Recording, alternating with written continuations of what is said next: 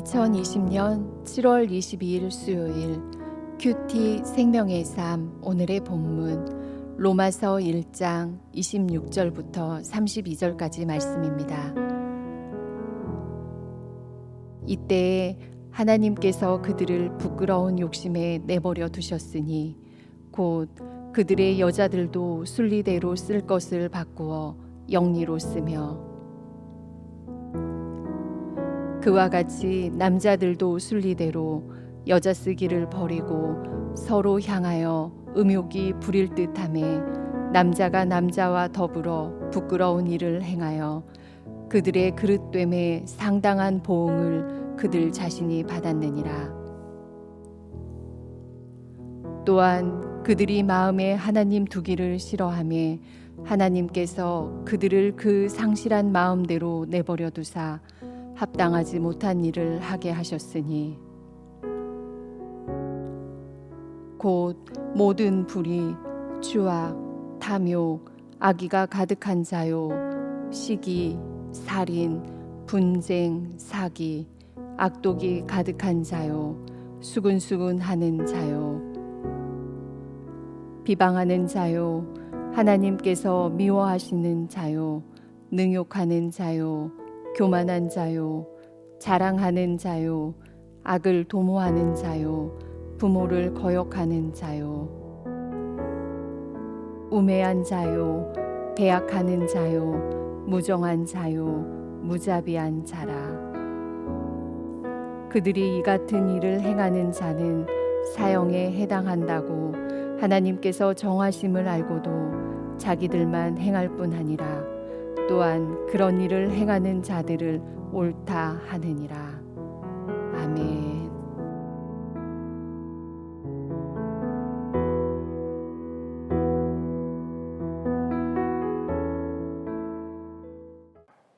세상에서 버림받은 것처럼 가슴 아픈 일은 없을 것입니다. 부모에게 버림받은 고아나 남편에게 버림받은 아내, 친구에게 왕따 당하는 학생, 거기에는 죽음과 같은 고독이 있고 광야 같은 위험이 있습니다. 그런데 그보다 더한 것은 하나님께 버림받은 삶입니다. 그 불행은 사람에게 버림받은 삶보다 더 처절합니다. 사람에게 버림받은 것은 다른 사람으로부터 그리고 하나님께로부터 도움과 구원의 손길이 있습니다. 그러나 하나님께 버림받은 삶은 구원이 전혀 불가능하기 때문입니다. 여러분, 하나님은 사랑이십니다. 특히 그분의 형상대로 지으신 사람을 각별히 더 사랑하십니다.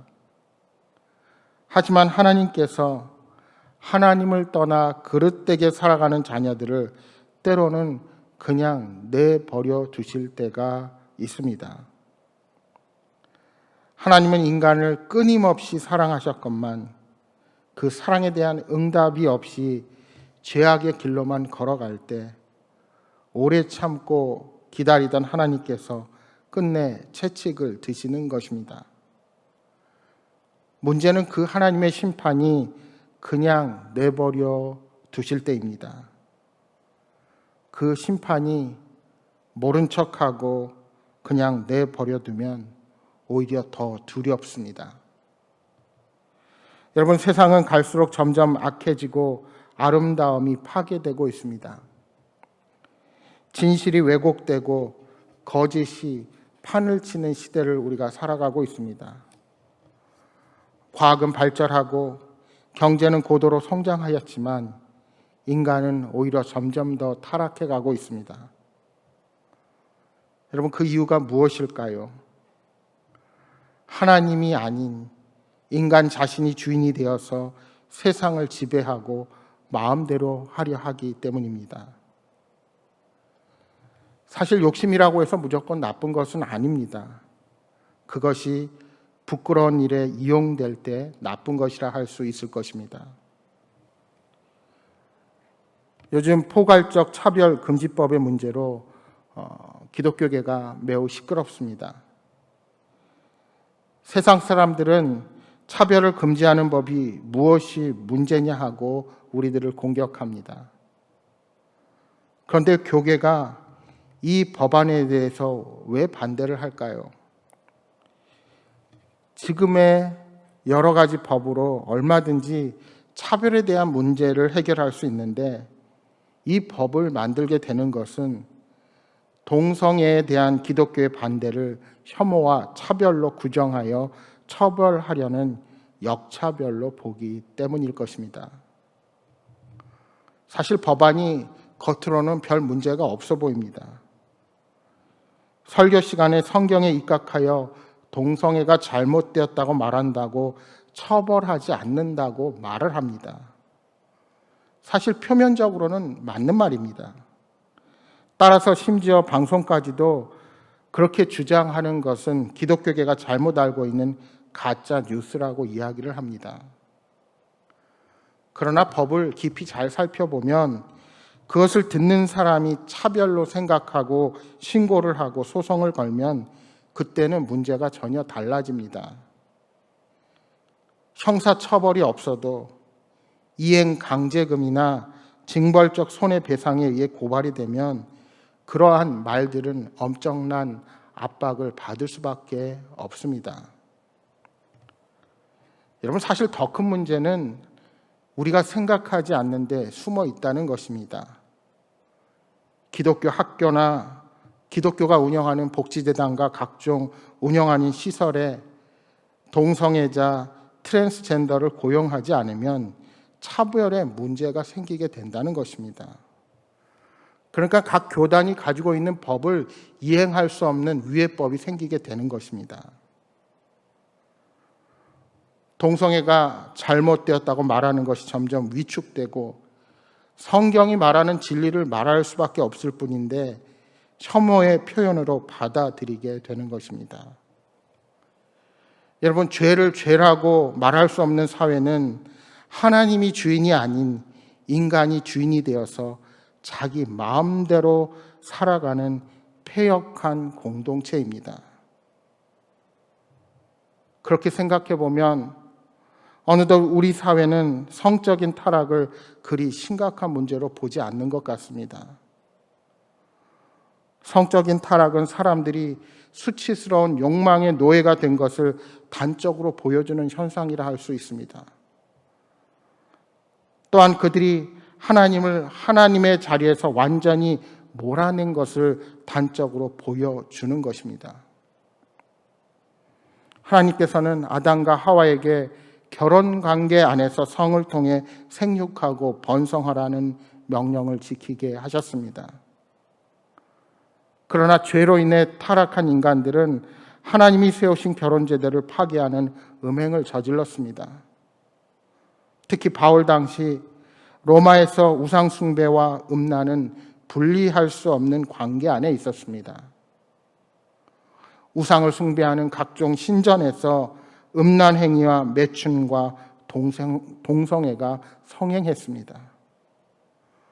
그로 인해서 병이 돌았음에도 불구하고 그들은 그러한 우상 숭배를 결코 멈추지 않았습니다. 이에 대해 바울은 하나님의 진노하심으로 그들을 부끄러운 욕심에 내버려 두신 것이라고 말씀하고 있습니다. 하나님은 그들이 그렇게 음란한 종교의식을 행하도록 내버려 두셔서 그 결과로 발생하는 각종 문제를 그대로 그들이 겪게 하시는 것입니다. 그런데 여러분, 지금 우리가 살아가는 세상이 마찬가지입니다. 성적인 타락이 심각하여 그런 타락상이 정상이라고 합리화합니다. 아니, 잘못되었다고 말하려는 사람에게 혐오라는 이름으로 성경이 말하는 바도 말할 수 없게 하려는 세상 앞에 오늘 우리들이 서게 된 것입니다. 그러나 여러분, 우리는 그들에게 당장 하나님의 심판이 없다고 생각해서는 안 됩니다. 그들은 이미 하나님의 진노 아래 고통을 당하고 있다는 사실을 우리가 잊지 말아야 합니다. 특별히 바울이 보기에 이방인들에게 가장 현저하게 나타나는 죄악 두 가지가 바로 우상숭배와 음란이었습니다. 그러나 바울은 여기서 멈추지 않고 이방인들의 각종 죄목을 열거하고 있습니다. 29절부터 31절 말씀을 다시 한번 보십시오. 곧 모든 불의, 추악, 탐욕, 악의가 가득한 자요, 시기, 살인, 분쟁, 사기, 악독이 가득한 자요, 수근수근하는 자요, 비방하는 자요, 하나님께서 미워하시는 자요, 능욕하는 자요, 교만한 자요, 자랑하는 자요, 악을 도모하는 자요, 부모를 거역하는 자요, 우매한 자요, 배약하는 자요, 무정한 자요, 무자비한 자라. 이러한 인간의 타락은 왜 일어나게 됩니까? 자신의 욕심을 최우선적으로 추구하려 보니 이처럼 불의해지고 악해지고 탐욕스러워지고 악의로 가득 차게 됩니다. 철저하게 이기적인 사람, 다른 사람들의 안녕과 행복은 전혀 개의치 않고 비사회적이고 반사회적인 사람이 돼 가는 겁니다. 그런데 문제는 교회 밖에서뿐만 아니라 교회 안에서도 여기에 열거된 죄악들의 일부를 그리 심각하지 않은 문제로 여기는 것에 있습니다. 우리는 느끼지 못한다 할지라도 하나님과의 관계가 깨어지면 나 자신과의 관계도 깨어지고 나아가 가족과 이웃과 사회, 자연과의 관계도 점차적으로 깨지는 것을 보게 됩니다. 따라서 모든 관계의 근원은 하나님과의 관계라는 사실을 우리는 명심해야 합니다. 그래서 피조물인 우리는 창조주이신 하나님과의 관계를 잘 유지해야 합니다.